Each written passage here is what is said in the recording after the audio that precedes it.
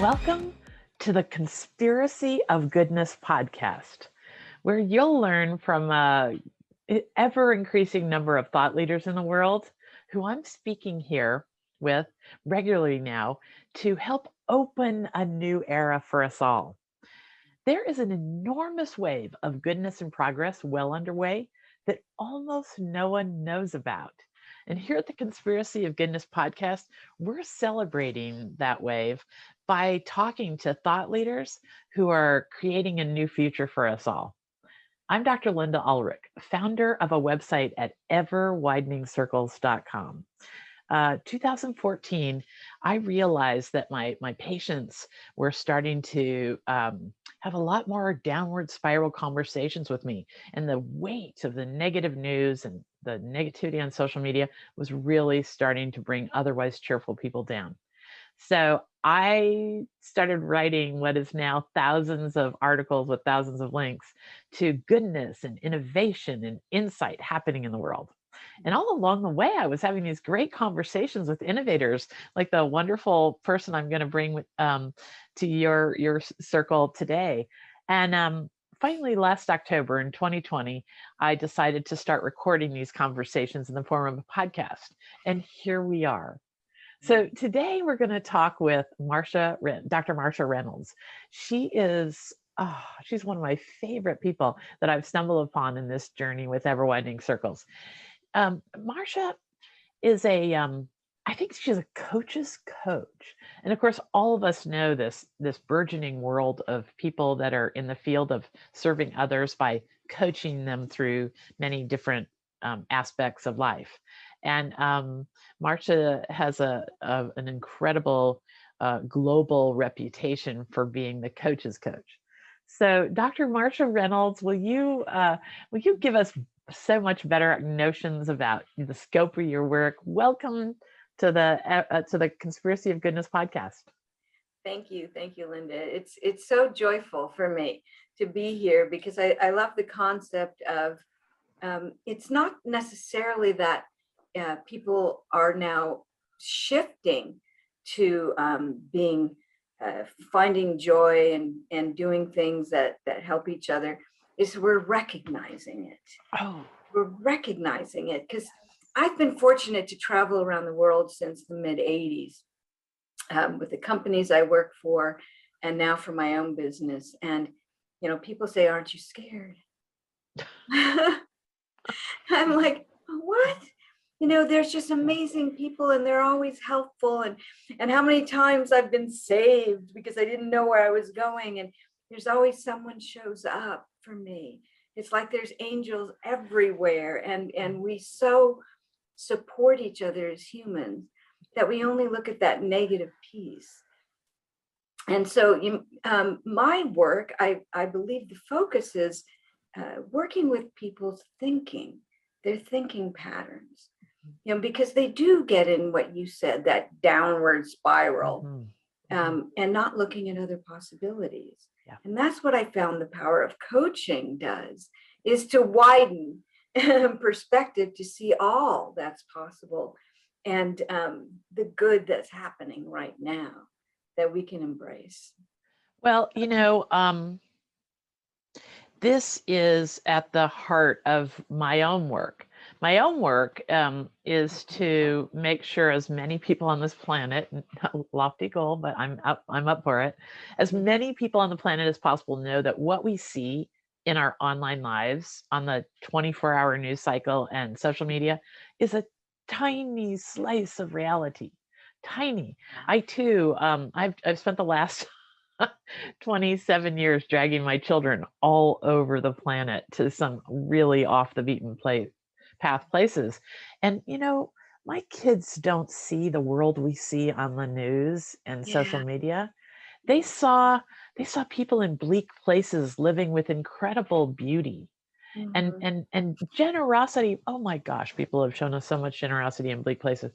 And then there's the ingenuity. Right. Now there's something to fall in love with in the world. Yeah. Oh, definitely. Right. We humans it's beyond survival, that creativity of let me figure this out. Mhm. And you're right. And the things that they put together that you'd never think of, that works. Yeah, that's Yeah, great. well, okay. So today in our conversation, what I want to do is give people the rest of the story Mhm, about humanity, each other, the, mhm, you know, and to do that, I think you're in a specifically good place to help us lift our heads up, to see mhm, things in a new way with new perspectives about how our own brain works, because that's something I really love about you. mhm. I I really love people who use science to as the foundation of the principles they teach others. And you Yeah. seem to be really keeping up with brain science. And so, gosh, as we go through our conversation today, share away. Feel free, and I know I'll tell you, Dr. Reynolds is a straight shooter. Mhm. So she will feel free to break up some of the myths that are out there as we go along today too. She just before in our short conversation before, she broke a myth for me on a book that I used to think a lot of, but now I really understand. So I'm not even going to mention it to give it any oxygen. Okay.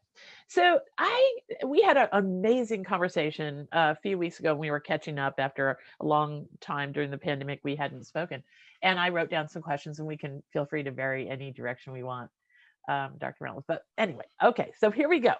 Marcia, the first thing I loved from our conversation was how you made me aware that all of us, whether it's in our family life or in our business life, we're having to lead people that are scared to death very often during this pandemic. Right. Talk to us about the way forward there. Some Yeah. Well, uh, one thing, talking about the brain, the brain's primary function is to protect us. It's not there to make us brilliant and loving. Its number one directive is this safe? Well, that's been pushed out of whack because the two major things that we feel unsafe is, control. Do I have any control over my life? Which is, we don't, but we like to think we do. And predictability. What's going to happen tomorrow? Which we don't know, but we like to think we do.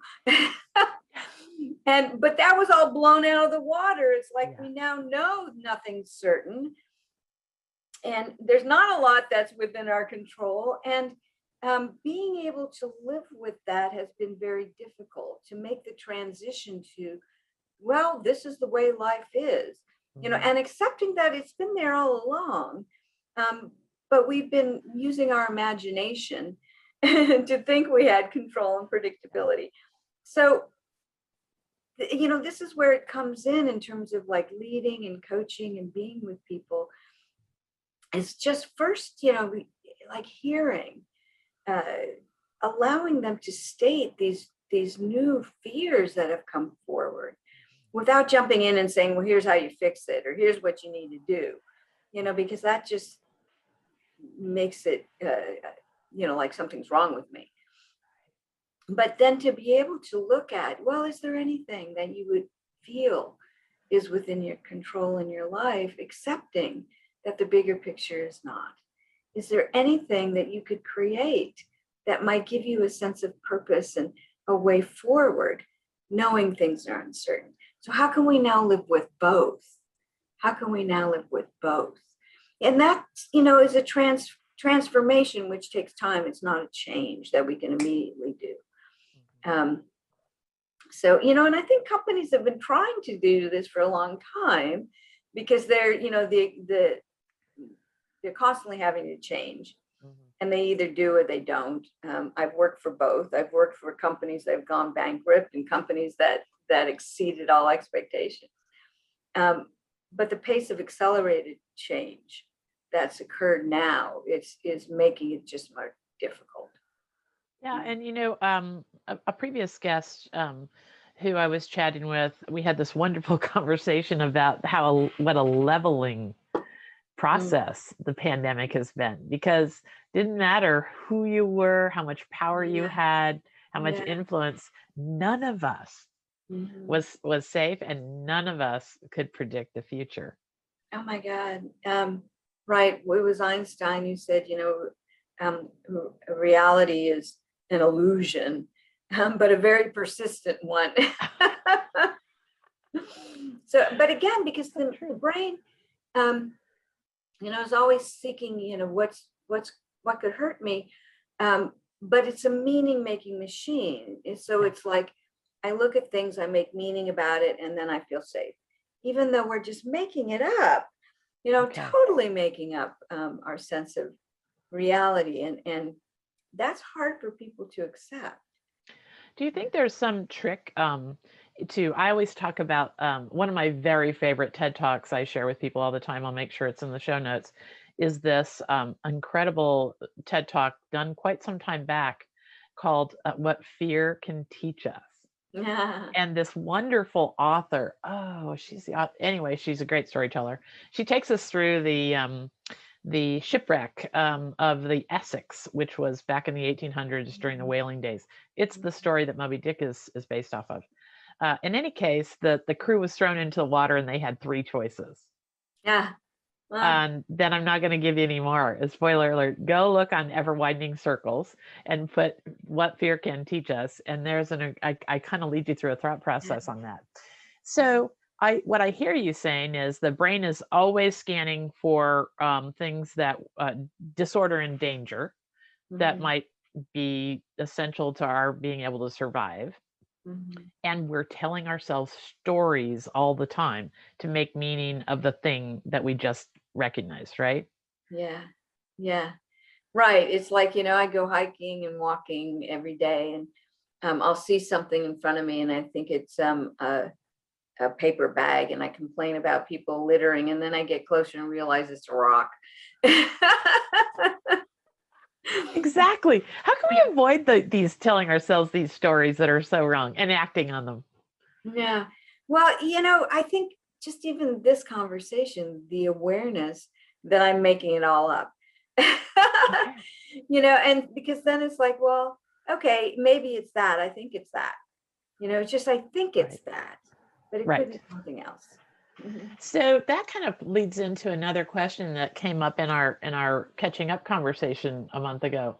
You mentioned that workers are experiencing our cultures differently. Mhm. Oh, that was a bit mind blowing for me because some people may know listening to this podcast, I mostly put my time into the ever widening circles universe of platforms, but I'm still a practicing dentist. And in the dental office, I definitely noticed my staff, most of them have been with me for 20 years. They were Yeah. experiencing our existing culture entirely different. Tell me how that works. Well, first, let me just ask you, what's one thing that they're doing differently now? Okay. Well, people always think that the mask is such a horrific part of new part of their lives, but we were wearing masks 8 hour or 10 hour days Right. forever. So it's not probably going to be what you think it is. For us, there's all these new steps that we have to do to screen people before they can even enter the office. And we Mhm. were pressed for quality time with patients before.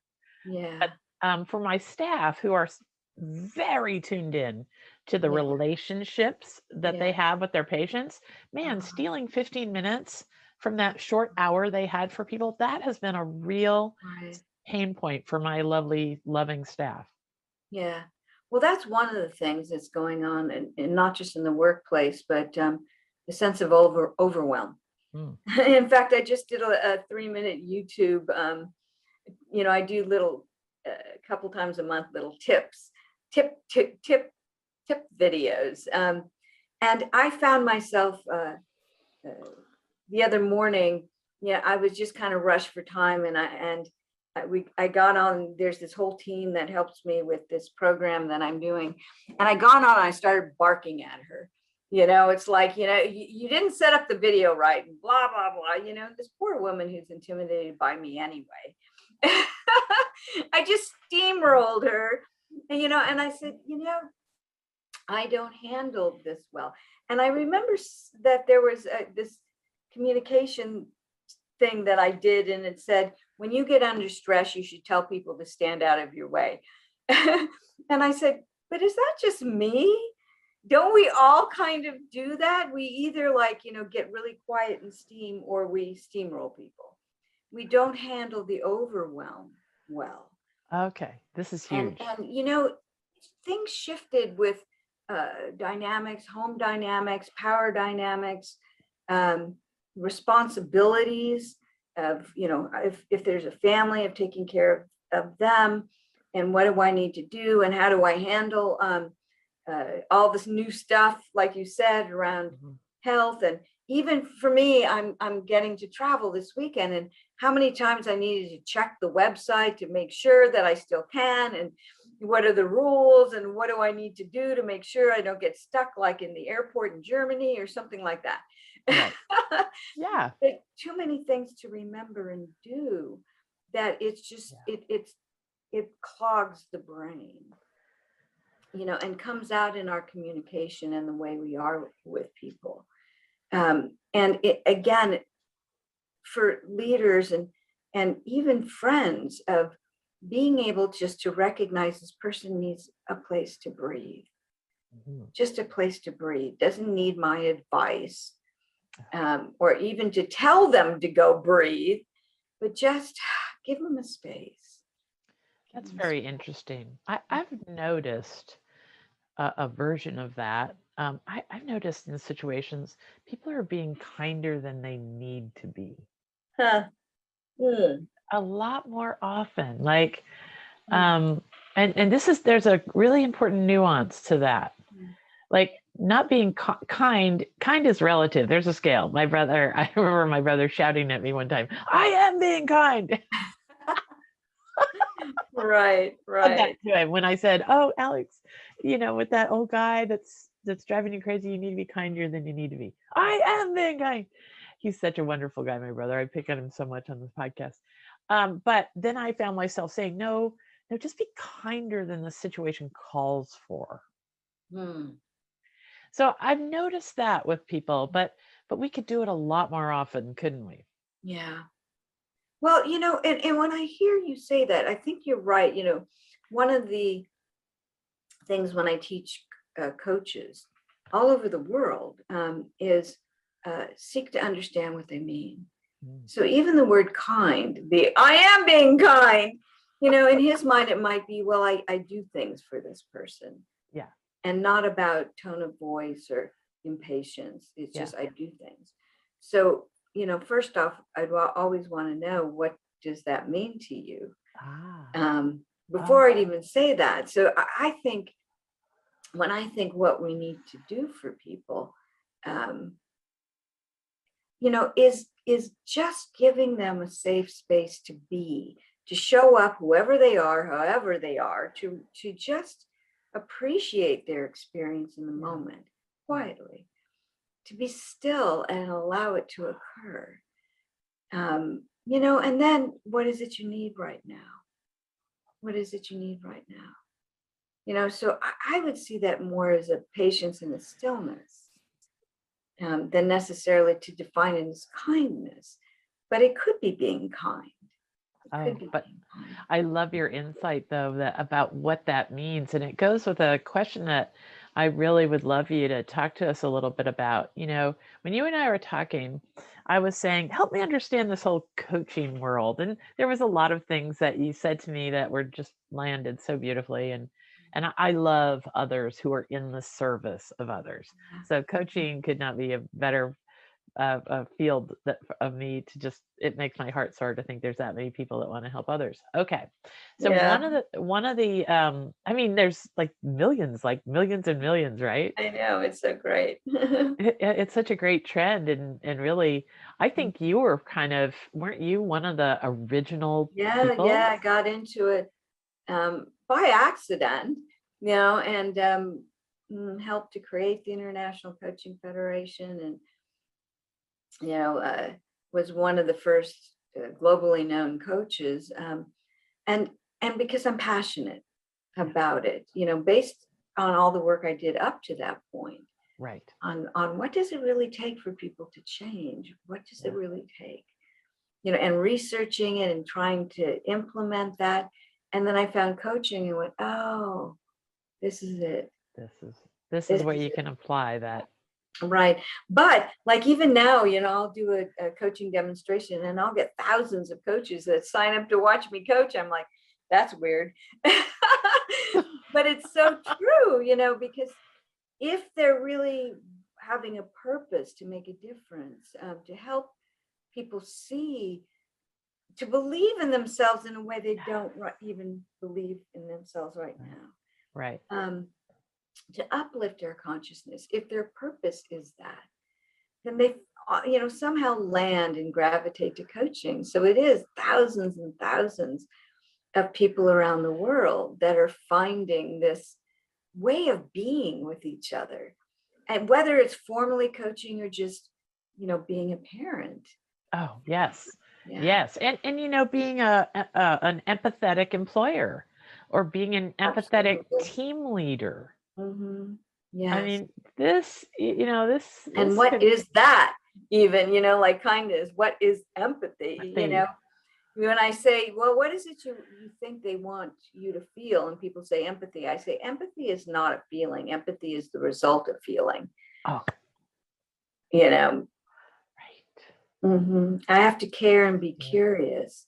And then what comes forth is I have a deeper understanding of what you're experiencing. And then I want to share that with you to talk about. That's empathy. But I have to be curious and care. I can't just well, I am being like your brother. I am being kind. Well, I do have empathy. Yeah. Well. Oh, that is so great. Okay, well, maybe that factors into this next little bit that I wanted to talk to you about. You know, empathy, if empathy is an outcome, Mhm. then talk to us about these transformational conversations that we need to have, because that probably comes first. Mhm. Well, I'm going to back up just a little bit. So Okay. in the uh, mid 1980s. So I ended up, my first master's was broadcasting, but I Oh, ended up pushing around television sets for a psychiatric hospital, and working with this new thing called a VCR with the nurses who didn't want to touch it. But my job was for a training department. okay. And then my boss decided to get her doctorate and dumped the whole department in my lap. And my first assignment was management training. Okay. And I'm like, I don't know how to design training. And so my second master's was to try to figure out what makes people change. How do they learn? How do they grow? So that launched me on, the continual research of what really takes place to really change, rewire the brain, not just tell them this is good for them and expect them to do things differently, which is Yes. what we tend to do with leading and training. So for years, I tried to make my training better. And people would give me the happy faces and say, oh, you changed my life. And then as soon as things got awkward, they went back to old behavior. Okay. And when I found coaching was the same time emotional intelligence was just coming into being. And so, mid 1990s, I started getting interested in emotions and the brain. And what I found was when we truly listen to people and just offer back what we hear them saying so they can see it, they can see their thinking out here, which they can't do on their own. Once they do that, it all automatically the brain goes, well, that does not compute, and starts rewiring, and we have change. And it's transformational because it's a new formation of thought, not transactional where I'm getting you to do something different. Transaction. This is Right. transformation, a new formation of thought. And that's why I'm passionate about coaching, because that's what we do. Well, this gets to a point that I love that you said. If you see me looking off to the right here, I'm trying to keep our show notes in real good order that my I'm all wonderful, over. oh no, my wonderful producer is doing great. But I knew we could slide that comment up to right where we are now. So one of the things that you dropped on me the last time we talked that I loved was that you advocate for coaches not to just ask questions, Yeah. but to put things back to people in Mm, their own words, what they yeah. just said, their Right. opinions and all that. And I Yeah. have had that happen to me recently by accident. And it blew my mind how weird it was to hear something that I just said come out Yeah. of somebody's mouth. And oh, it really needed some reassessment. So talk to us about that. Right. Well, first off, I was a part of the original ICF competencies, that we put out there, and never, ever, ever did we advocate to just ask questions. Okay. There was always reflect the emotional shifts, summarize, paraphrase so they hear their thinking was always there. So that it got, migrated to coaching is asking questions was never the intention. Mhm. And, the thought, like when people say, well, coaching is like therapy, the reason why I know it did not come out of therapy is because my background is in learning theory. Okay. And in 1910, there was this guy that wrote a book that said it was called How We Think. And his name was John Dewey. And he was Okay. an educational reformer that said we have to get students to think more broadly for themselves. So in the classroom, when they offer an idea, we need to share the idea back, reflect back to them. So here's what I hear you saying. And then ask the question, what's led you to that? That belief that's in that statement, is that, something you fully believe or somebody gave that to you? But we have to reflect back what they said in order for them to understand the question. It's called reflective inquiry, and it was John Dewey that coined the term reflective inquiry. And Oh, that's what coaching is supposed to be, or any conversation where, and for me, not to interpret and put my own words into it, but actually just share back with you the key words, the emotionally charged pieces. That, okay, so I hear you say that, that you feel stifled, that you're not being able to express your passion. Tell me more about passion. Just that can be so enlightening. I can't help but hear you say that and think of interactions I've had with employees in the last year that were scared to take the vaccine, scared to Yeah, come to work, yeah, yeah. or with I've had with my teenagers. Mhm. This is huge. What if I would say to my scared teenager after they say something a little crazy?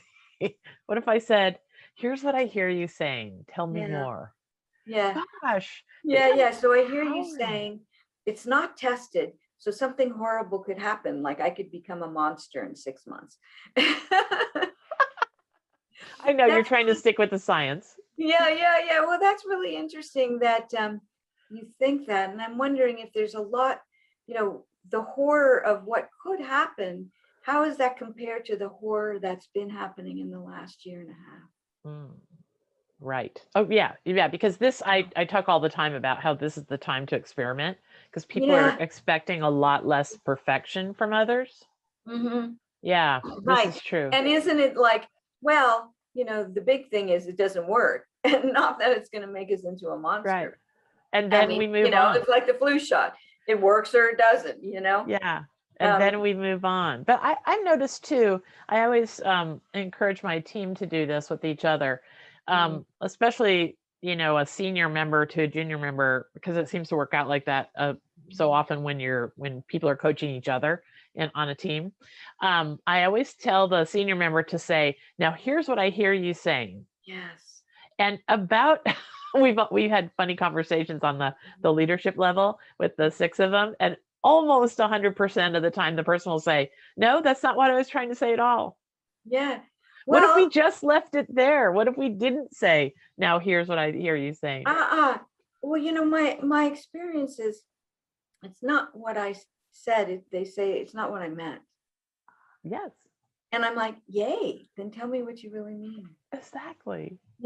Because they don't express themselves. So, I always say be curious. Like, I was mentoring this coach the other day, and the client said, well, I really want an understanding of why I react the way I do in those situations. And he went with that. And I said, what did she mean by understanding? Did she mean that she would just completely see, the triggers and why she does something, or that that it would give her an insight of what she might do differently? What does she mean by understanding? Mhm. Because that's not an outcome understanding. What does she want instead of what she has? But I need to start with, help me understand what you mean by understanding.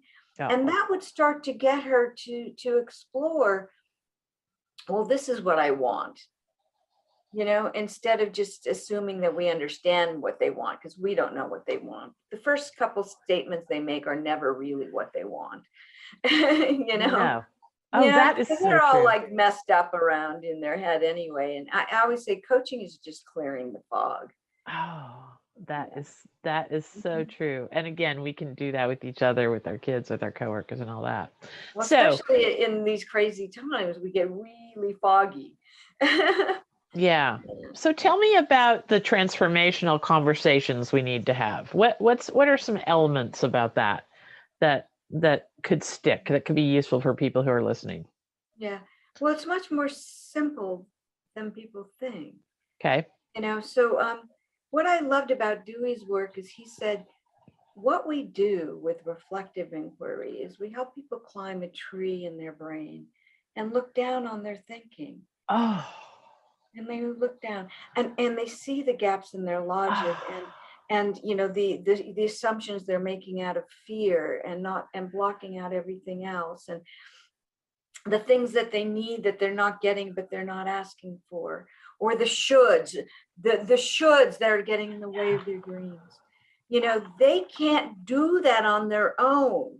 There's no such thing as self-reflection. My ego will block it, will totally block it. And if you look at that, it's like the neuroscientists will tell you, we need an external disruptor because we get stuck in our thinking patterns and we believe them. But when we have an external disruptor, and that disruption is just, so you're telling me this is what you're thinking about this situation. What brought you to that belief? Just that, Just you know, that. just that, or like the time Oh, when if my I could have boss thought of said to me, it's like high achievers are always complaining, because they want you to like acknowledge their great work, but they don't say, I need you to acknowledge my great work, so they just complain, I'm the only one that does anything around here, right? So I was doing that to my boss. I'm the only one that does anything around here. They don't work hard enough. You need to manage them differently. And he said, wow, it seems like everybody disappoints you. oh. And then he slams me with, will anyone ever be good enough for you? It took my breath away. It took my breath away. One reflection and one question. And I've been recognizing how I've been sabotaging all my relationships all my life and keeping people at a distance, with my control thing. And you should do it this way and you should do it that way. And not just accepting them for who they are. One reflection, one question. Wow. And was that not transformational? It's transformational. I think of all the harsh little exchanges my husband and I are having. We're coming up on our 40th wedding anniversary. Wow, good for you. But we still have the same harsh little interactions around the same things for pretty much the last 20 years. And I'm thinking the next time I'm going to try and have the presence of mind to Yeah. ask for a deeper understanding about What that do you thing. mean by that? Yeah. Right. Yeah. Right. Oh, But the thing about what you were asking about, what's different and in the workplace, is the greater need for um, a deeper listening. mm, Like another example, I had this woman who had moved into this place where she was screaming at people in on her leadership team in meetings, and a little bit of anger. But instead of anger management, they decided, why don't you talk to a coach? And, you know, when I just start exploring with her, so what happens in that moment that triggers your anger? Well, she'd say something and I'm like, okay, so is this new? You know, that they may be questioning your idea. No, they've always done that. Okay, something that's always happening. So what's really triggering your anger? Well, then she came up with something else. Okay, well, how is that different? Well, not really different. This happened 3 times and I finally said, what are you mad at, really? Mhm. Long pause, and she said, I'm so mad. I'm so mad at myself for accepting this move across the country away from my family. I'm lonely. Now they want me to take a move across the ocean. I'm gonna like melt, I'm gonna die. And I'm so mad that I feel I have to take it because they offered it to me and I don't even want to be here now. I said, wow, okay, do you hear your anger? Do you hear what you've done to yourself? And that was all that was necessary. And you know what? She went back home and found a really good job close to home that was just as high level. But because she wouldn't stop and really look at what was truly going on in her brain, and it just took us 5 minutes, Wow. just 5 minutes, she would have just taken this job and I think it would, her anger would have turned into depression. Mhm. Yeah. So, okay. We have to take a break because I want to go exactly there, because one thing does lead to another, and then we find ourselves so stuck we can't see the forest through the trees. Right. Wow. Oh, Right. It layers. It layers. yes, it's layers. Okay. So let's take a break. I'm going to tell our listeners about this amazing new platform that we've created at Ever Widening Circles called the Conspiracy of Goodness Network. It's this lovely place that where people who are doing good in the world, large and small, can find each other. I always say it's like big four social media platforms all roll into one without the mean people. And so here we'll take a break and then we'll come back and we'll pick it up where we left off. So now we're back. Dr. Marcia Reynolds is here with us talking about all kinds of new ways to look at how we are in the world and how others are in the world, and be curious about it and dig a little deeper instead of following our emotions over a cliff each time we have a rugged interaction with somebody. Mhm. So, Marcia, we had just finished talking about how if we're walking around with an emotion like anger on our sleeve, Mhm. it's pretty easy to slip into depression. And there's lots and lots of people out there in this world who are at that transition, or who have already made it. Is there any way to look at the big picture, or give us a few? I know. Give us a few uh, practical tips about how we recognize this in ourselves and others. Yeah. Well, you know, it's interesting when it's both ways. Either people were scared and upset about what happened with the pandemic, and then they turned angry, you know, which is part of like the grief cycle. We have losses in our life. But then there's those that were angry about everything, and now, you know, the level of cortisol we've had in our body for too long has broken things down, and so the whole body's trying to heal, and so we get depressed. That is so huge. Let's not skip over that. Mhm. So, cortisol, some people may know. Tell us a little bit about that cortisol cycle and stress and how it Okay. works over time. So, you know, one of my favorite books that I ran into, I don't know, 20 years ago is a book called Why Zebras Don't Get Ulcers by one of my favorite neuroscientists who's out of Stanford, Robert Sapolsky. And if you want to be entertained, watch his videos on YouTube. He's a scientist and he's hilarious, Okay. hilarious. Okay. So he teaches in the winter and then he goes and he observes monkeys in the summer. And but he said, you know, zebras have the same stress response system that as we do. But zebras are only chased by lions once or twice a day. Mhm. We're chased by lions all day long, and we weren't built to be chased by lions all day long. So what happens is we only have a certain amount of adrenaline that we can use. And the moment we're unable to produce any more adrenaline to handle the stress, we start producing cortisol, which is poison to the system, to every system in our body, including trying to lose weight and our sexual systems, not just our cardiac and our heart. But it makes us what's called cortisol crabby, where our emotions are on a tightrope. It's like somebody calls us, like, what do you want? Or we get out in the car and we're yelling at people that just happen to not see us as they got in front of us. And, we were talking about kind. Well, we lose our kindness when we're flooded with cortisol. Yes. Again, because it breaks down the system, all of our systems.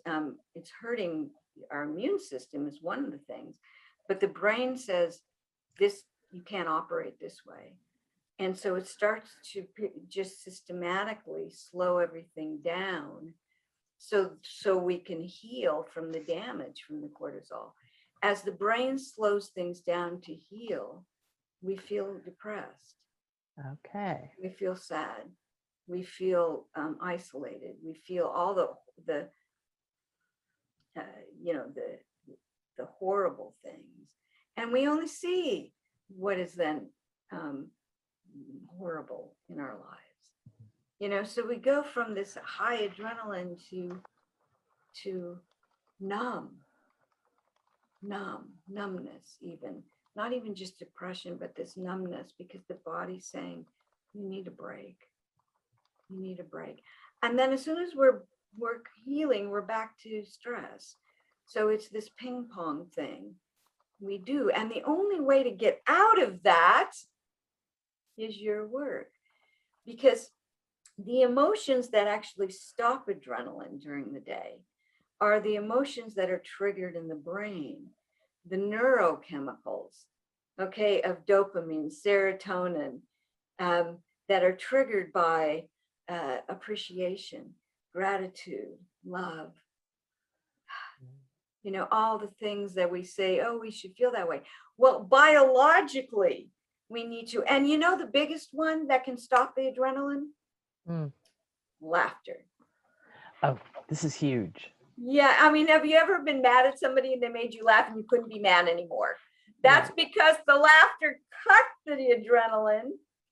And so companies that say, well, there's no place for laughter and, and people just, should eat at their desks.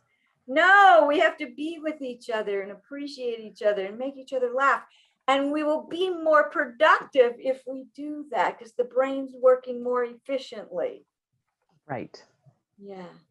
Yesterday I was listening to an amazing podcast about confrontation. It was hard. It was really hard to listen to, but I stayed in it long enough, and there were so many great stories in it. And there's this great story about Madeleine Albright, and how she was involved with some really, really intense negotiations back with the Israelis in her time. And the press made such fun of her.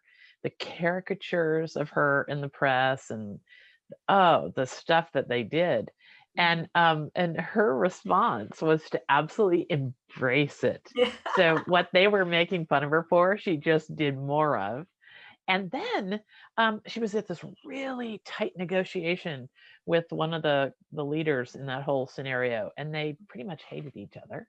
Yeah. And somehow she convinced him to get with her, and they did this funny sketch together to open some big crisis convention.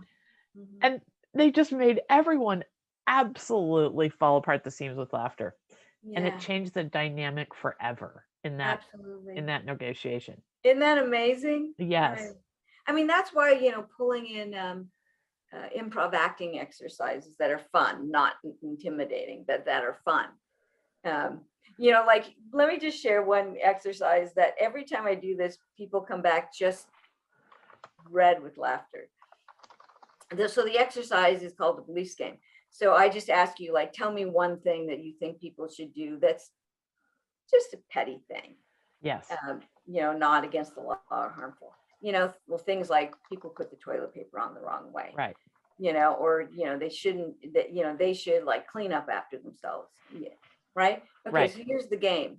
So I take on your belief and I argue with you, your belief, and you have to argue against yourself and not come up with excuses, but come up with creative ways, reasons why, well, if people leave trash on the ground, it helps me exercise because I have to pick it up. Okay. And the third time around is so hard because like, I don't want to give up my belief. I don't want to give it, even though it's silly. And they come back just laughing, whether they could do it or they couldn't do it, but it opens up this huge conversation about how we cling to our beliefs, how it's hard to be creative, but if we are, it's the funniest thing on the planet, and so a Oh, simple that is exercise like so. that. Yeah. So are there so can you think of a real life example of that? Mm. All the time when I coach, you would just like when people say, well, nobody likes change. They're all resistant to change. I'm like, well, that's interesting. Change. Have you changed anything in your life that was easy, like bought a new house or relationships? Well, yeah. Okay, so you're saying nobody likes change. Are you a part of nobody? Or are you just a standout person? And they're like, oh, well, yeah. And I'm like, okay, can we just step back and say that out loud? Nobody likes change. I can't say it. It's a stupid statement. So we have these pretty tightly held beliefs. Mm-hmm. Back to your when we hear it said out loud, it makes us kind of think twice about it. I love this whole movement towards critical thinking, towards reminding us all that we have the power to just think for ourselves. Mm-hmm. So, no, go ahead. But I want to stop though. When I said we have the power to think for ourselves, but remembering that we don't critically analyze our thoughts. We don't. Okay. And this is why, it's important to have a coaching culture to where safely I can just share with you what I heard you say and ask you a question. There has to be psychological safety in order to do that, though. Right. Otherwise you're going to feel I'm interrogating you or questioning. Are you questioning me? Right. And so that's why the presence we bring to coaching is just as critical as the skills. So I can feed back to somebody, I could tease them about their beliefs because they totally trust my intention. Mm-hmm. If I did that and I didn't have their trust and that they felt safe with me, it would break down. So this is something we've got to focus on ahead of time. Is building the resilience in our organizations and our relationships and our families by focusing ahead of time about trust, not hoping to conjure it out of nowhere when we're in the moment, or just to say, but you need to trust me. Yeah, exactly.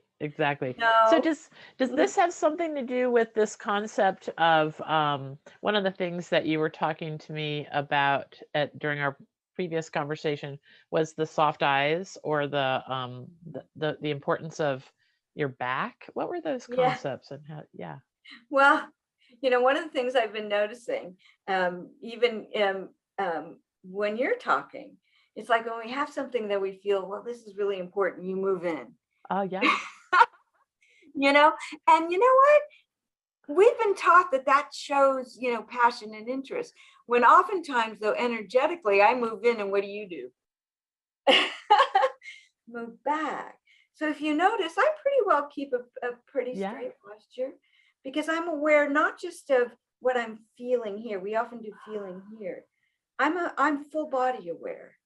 And if I'm not aware of my spine and where my spine is, then what I will do is I will tend to lean in. And when I get excited and I want you to do something and there's a sense of urgency, I'm going to lean in and you know what? It breaks the dynamic, that safety of being with me. And so it's like, yeah, I can still challenge you and we can laugh together, but I'm with you and I see you. I see you and you sense that. So I don't have any urgency to make you different, to make you go do something. We're just going to be in this conversation together. Like, come be with me. So I want to embrace you. As my acting coach said, make it to where you're saying to people energetically, come sit in my living room and let's have a cup of tea. And so we're just going to talk through this, and we're going to explore things, and maybe it might be a little embarrassing or it might be funny, and that's okay, because we're going to look at the impact of what you do and what you say and how it's getting in the way of what you want. This is so important. This is so important. So, one of the things that you and I spoke about was that I can really focus on one thing. What am I giving? See, now I've made you aware of you're moving it. Yeah. What am I giving? One thing. I don't have the self-awareness to change very fast. And I don't want you to. I don't want you to, because it's delight. And because what's most important is the energy you bring. So, we can feel more than one emotion at a time. Yeah. I can I think I was telling you about my friend who, she's like my sister. We totally love each other. But there's times I know she's jealous of the success of my books. Right. So she loves me, but she's jealous, and I accept both. But thoughts, we can only do one thought. There's no such thing as multitasking. Okay. We move from one thought to another fairly quickly, but we can only do one thought. So like you said, before I go into a conversation, I have to prepare my body, not just my mind, but my body. What am I feeling? What is it I want to feel? What emotion? I always ask leaders I work with, so what happens when you enter the room? Because the moment you enter, they're sensing energy. And most of the time leaders just, they practice, they rehearse what they're going to say, not what they're going to feel when they even enter the conversation.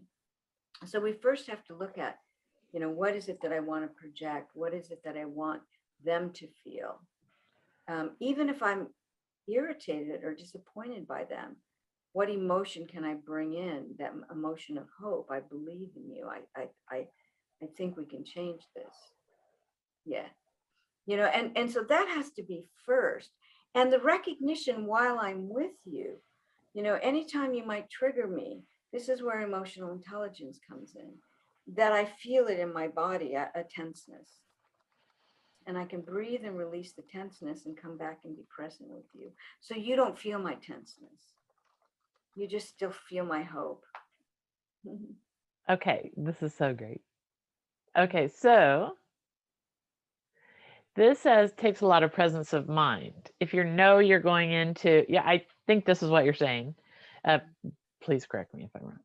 So if I know I'm going into a conversation that could go just fine or could have some emotional moments, if I decide ahead of time what emotion I want to bring to it, and probably the through line, and what emotion I want to be the through line through the whole thing, I'm going to come to it differently. Yeah, totally. Yeah, and you're right. It is a discipline. It is a practice to notice tension. We call that a somatic awareness. I'm aware of what's happening in my body. I don't have to know if it's fear, it's anger, or whatever. I don't have to know. I just have to know I feel tense. And judgment is an emotion. I feel it right here. Just breathe it, release it. And remember that keyword, calm, courage, care, hope. Just so you take your emotion to max, courage and care, just and remember that and feel it, and you breathe it in and feel it to shift back to the emotional state. And the other thing I would just want to share with you is when you said it could be emotional. It's why I wrote the book, The Discomfort Zone. Yay, they're emotional. That means something's shifting. Yeah. The best leaders make us feel a little uncertain in the moment. And then we learn, and then we can move them forward. So if they're showing embarrassment, sadness, anger, okay, what's that about? What just came up for you that shifted? I'm curious. And if we're holding the space of care and hope, I can ask you, what just happened just there? You got really like resistant to what I was offering. What did I say that triggered that response?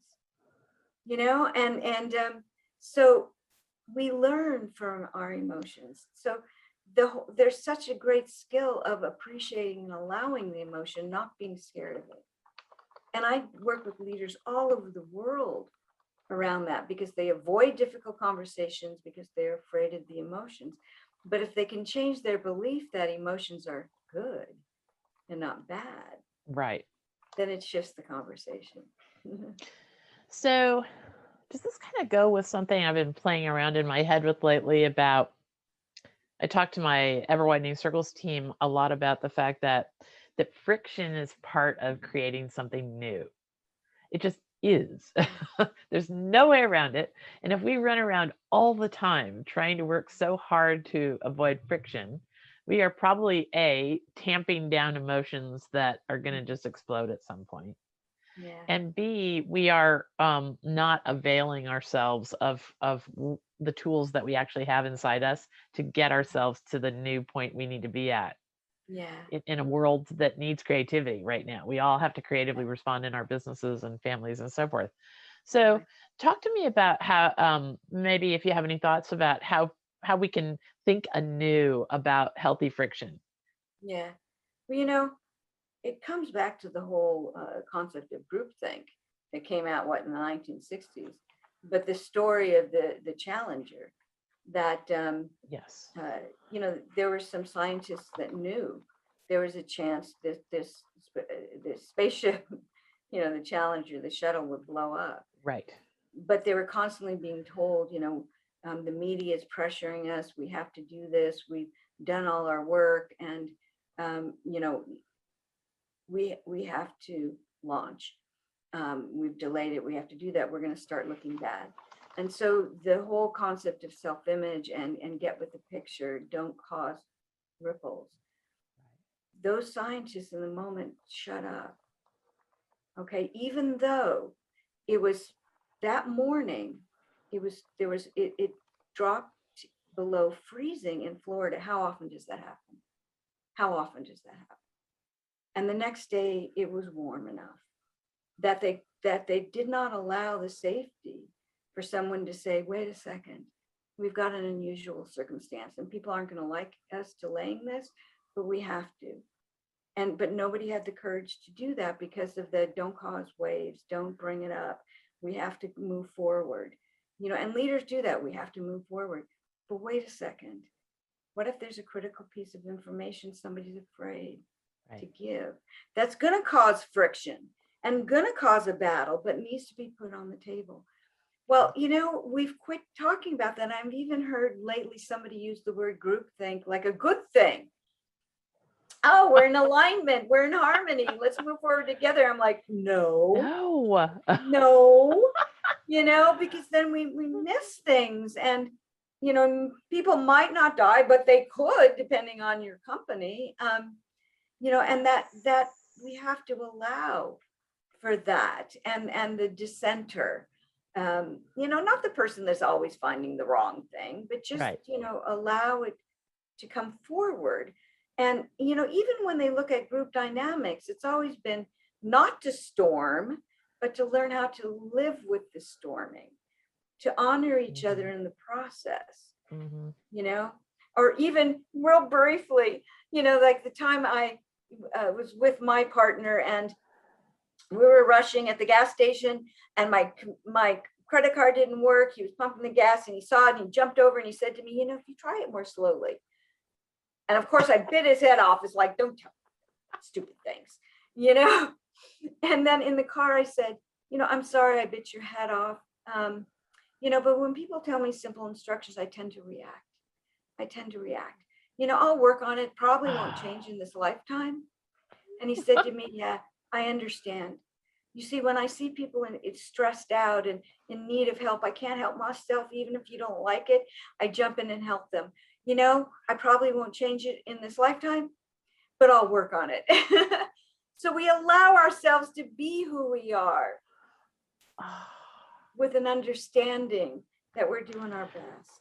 that's such a great little nugget of a story for us all to reflect on and carry past Mhm. this podcast interview. I love that. I mean, you you could have enough of self-awareness to know that you just don't like those funny little moments of simple instruction. Yeah. And then on the converse, it's part of his being to help others who are struggling. Nurture. Yes. Yeah. He's the nurturer, not me.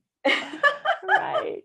Oh, that's so good. How many, sleepless nights have we all had with conversations that started just like with something as inane Stupid. and simple as Yeah. that, right?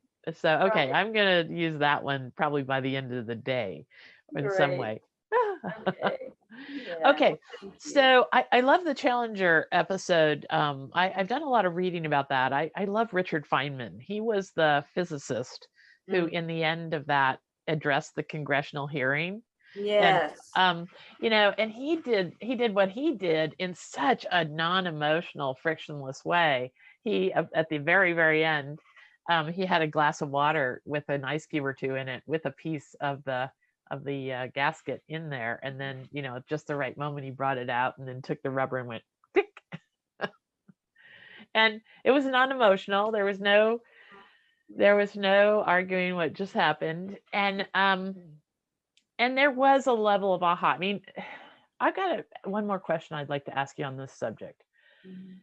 One of the things that I notice in society that's our hardest stumbling block right now is for one side who may be right to protect the other side's dignity Mm. so that they can say, "Ugh, what was I thinking?"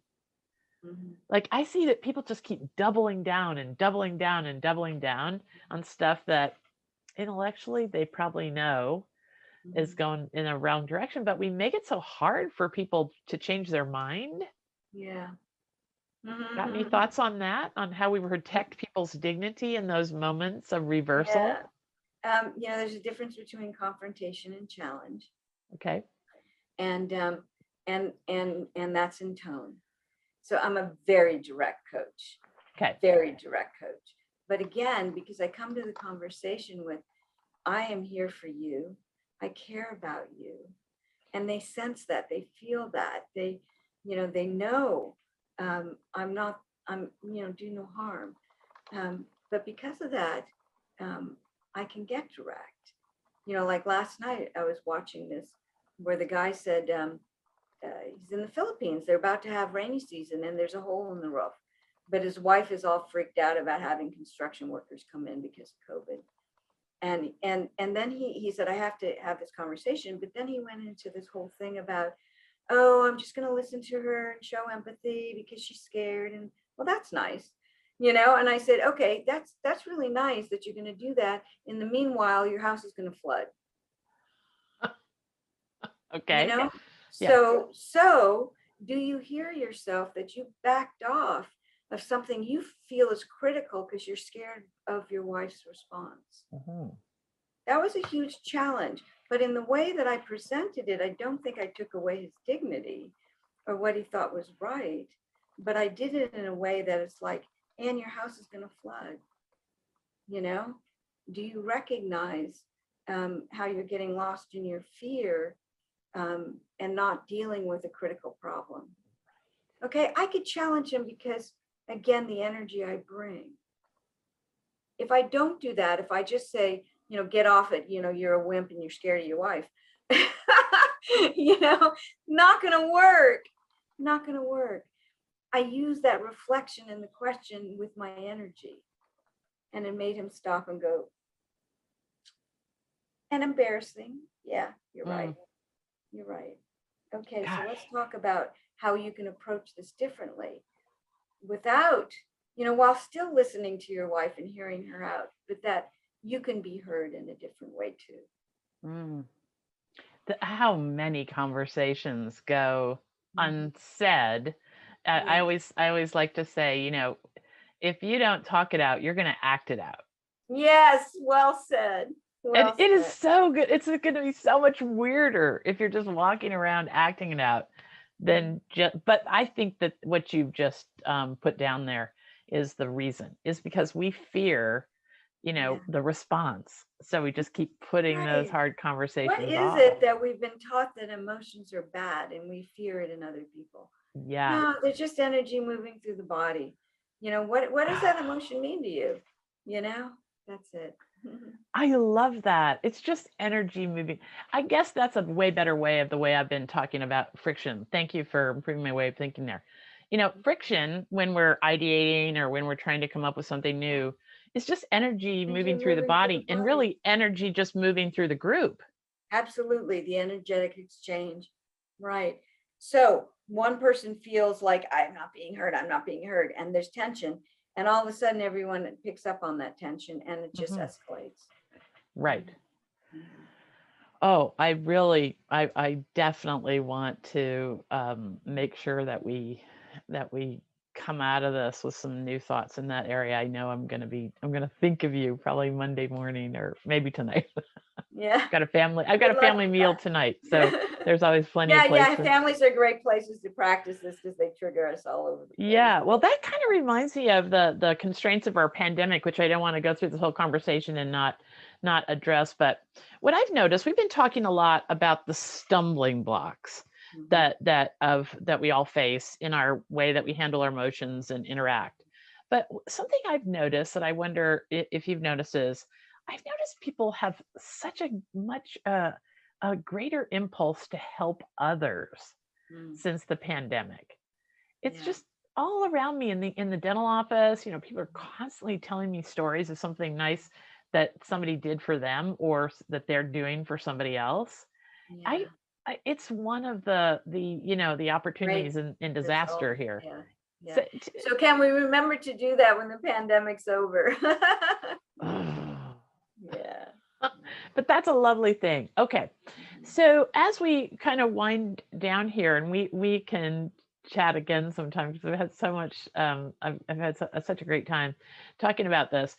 Tell me where people can plug into your work, because I know people are going to want to learn more about this. What I have to say before we go any further is that I tell you, Dr. Reynolds has an amazing blog. So Mhm. useful. She does the craziest cool thing.